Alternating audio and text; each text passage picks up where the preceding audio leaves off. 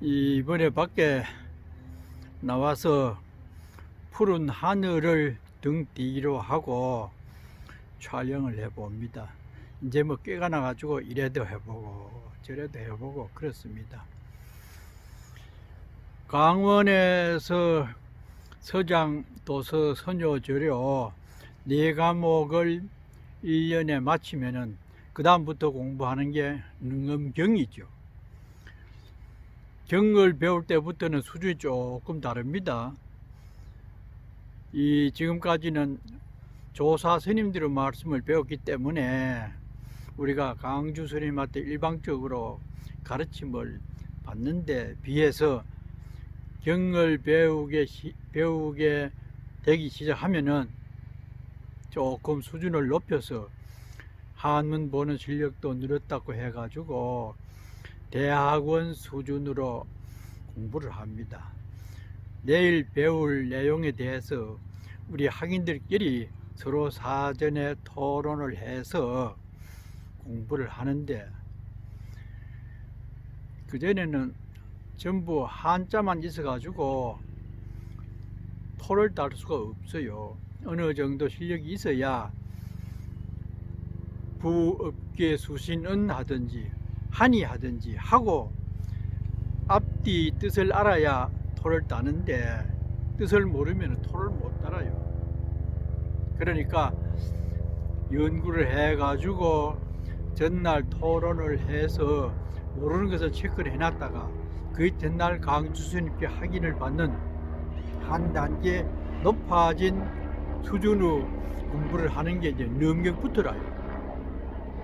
그리고 토를 딴다. 말할 때에 시비를 주로 할 때 어떤 사람이 거기에 대해서 따지긴 한다든지 엉뚱소리를 하면은 왜 토를 따느냐 그러잖아요. 원문 밖에 또 한이 하고 하야사 하는 토는 그를 아는 사람에는 군더더기라요. 그러니까 쓸데없는 말을 갖다 붙이면은 토를 딴다고 얘기하는 게 다 거기서 나왔습니다. 이 능엄경 내용 중에 가장 중요한 것은 아란칠처하고 50변마장입니다. 거기에서는 내용이 부처님 제자인 아란이 시봉도 많이 20년 동안 들었죠. 부처님께 도대체 우리의 마음이 어디에 있습니까? 하는 것으로서 시작이 됩니다. 일상생활에 쓰는 게 마음인데 도대체 어디에 있습니까? 그래서 아란이 안에 있습니까? 밖에 있습니까? 눈에 있습니까? 가슴에 있습니까? 허공에 있습니까? 뭐 별별 말로 짐작으로 마음이 있는 곳을 지적을 해서 부처님께 여쭙는데 부처님은 7군데 있다고 주장하는 것이 다 틀렸다고 대답을 합니다. 마음이 어디에 있습니까? 24시간 마음을 안고 사는데 있는 곳을 모르는 것이 마음이죠. 그 마음 있는 곳을 알게 되는 상태가 도인의 삶으로 이어져요.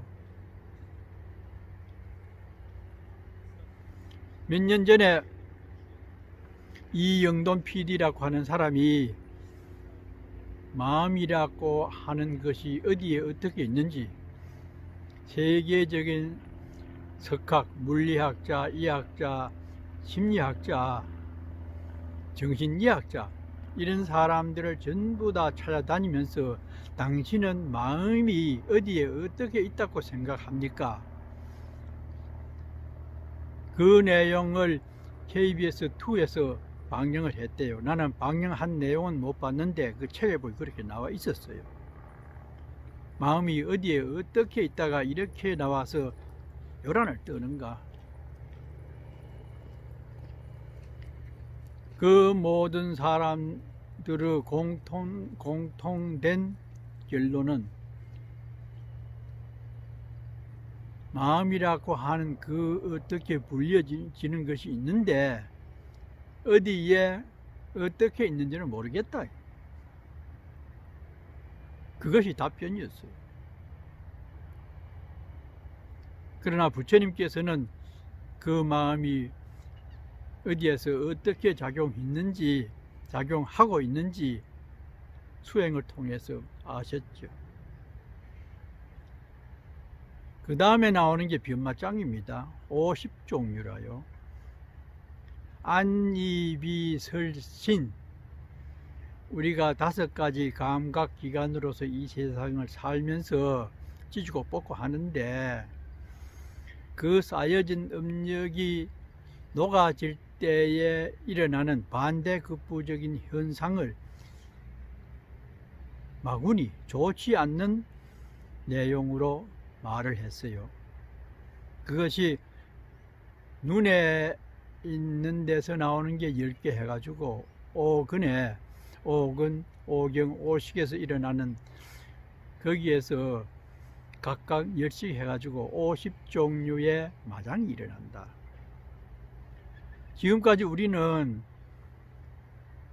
보고 듣고 느낀 것으로 내 살림하고 살아왔는데 이게 전부 실체가 없는 헛것이라고 하는 공부를 하다 보면은 익혀왔던 데 대해서 반동적인 어떤 현상이 일어나요.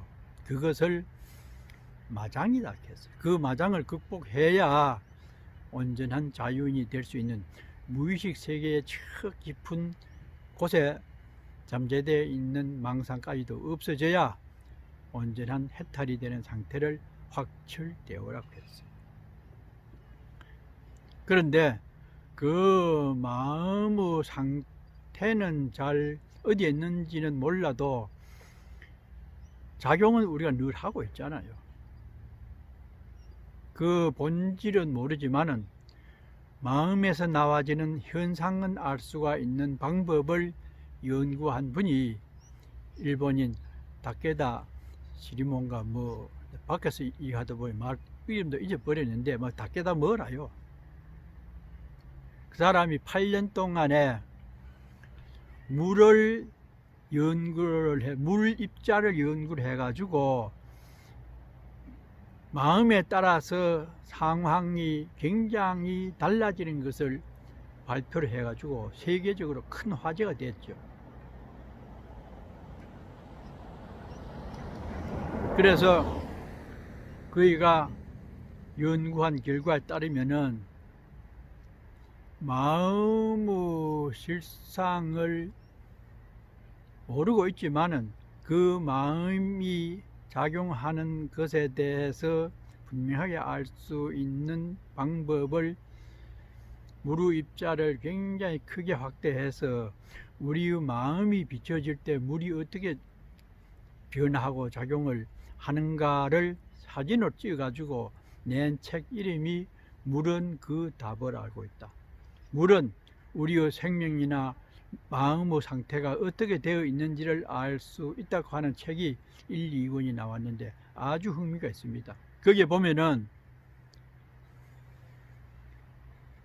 이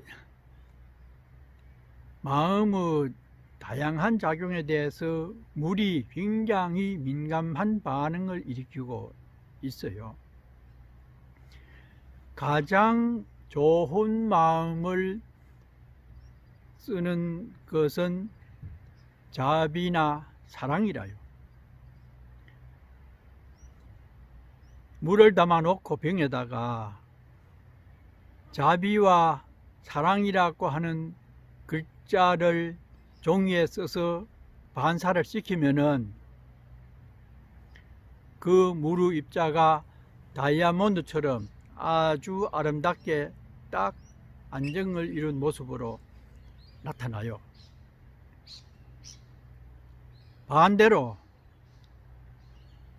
증오하는 마음, 아주 저 사람이 빨리 죽었으면 하는 아주 그런 고약한 생각을 비추어 보면은 아주 조화를 이루던 그 물이 이렇게 막 찌그러집니다. 그것 보면 참 희한하죠. 때문에 평소에 어떤 마음을 가지고 어떻게 상대를 바라보며 내 몸가짐이나 마음을 다스리고 있는지, 그것이 굉장히 중요하다는 사실을 생각의 차이에서 드러내고 있어요. 그러니까 성인들께서는 이미 정신적인 세계에서 마음이 이 세상을 어떻게 비추고 우리 인생이 어떤 마음을 가지느냐에 따라서 행불행이 결정된다는 것을 이성적으로 2000년, 3000년 전에 분석해서 아는 게 아니고 다케다처럼 정신세계에 깊이 들어가 보니까 그렇게 되어 있더라는 사실을 안 분을 성인이라고 하잖아요. 지금에야 과학, 이학이 발달돼도 그것을 분명히 밝히지는 못했지만은 일본인이 그나마 생명의 근원이고 가장 우리의 생명을 보존하는 데 중요한 역할을 하는 것 중에 하나가 공기와 물이잖아요.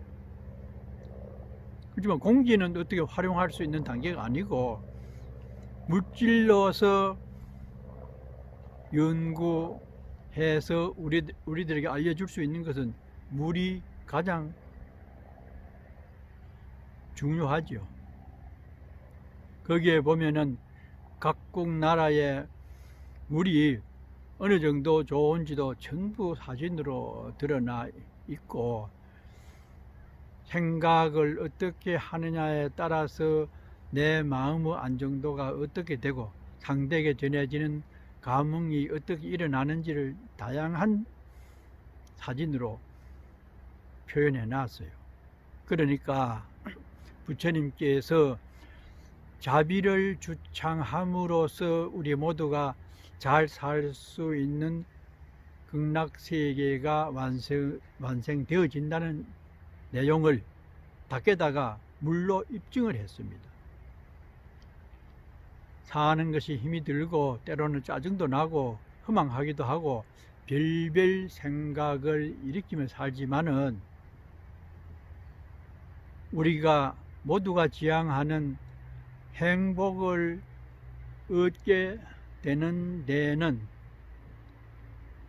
자비심을 상대에게 나누어 주고 본인도 자비스러운 마음을 심고 가꾸고 함께 할 수 있는 마음가짐이 가장 중요하다고 하는 사실을 물 한 방울로 입증을 한 책이 바로 물은 그 답을 알고 있다입니다.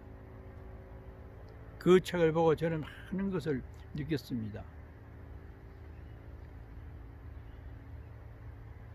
자비심, 그것은 발고열악이죠. 괴로움을 없애주면서 즐거움을 함께 할 수 있는 그 따뜻한 마음가짐이 바로 자비죠. 그 마음을 쓰고 그 마음으로 상대를 비추어 보면은 우리는 함께 잘 살 수 있는 우리의 희망이 성취될 수가 있다고 하는 사실을 물 한 방울에서 얻을 수가 있고, 보여지고 들려지고 또는 느껴지지 않은 듯한 가운데에서 24시간 동안 쓰고 있는 마음의 중심 세력을 자비심으로 돌려놓아서 쓸 수 있는 그런 지혜를 갖춘다고 하면은 참으로 이 세상 살기가 부드럽고 편안하지 않겠나, 그런 생각이 들었습니다. 들어주셔서 고맙습니다. 잘 지내십시오.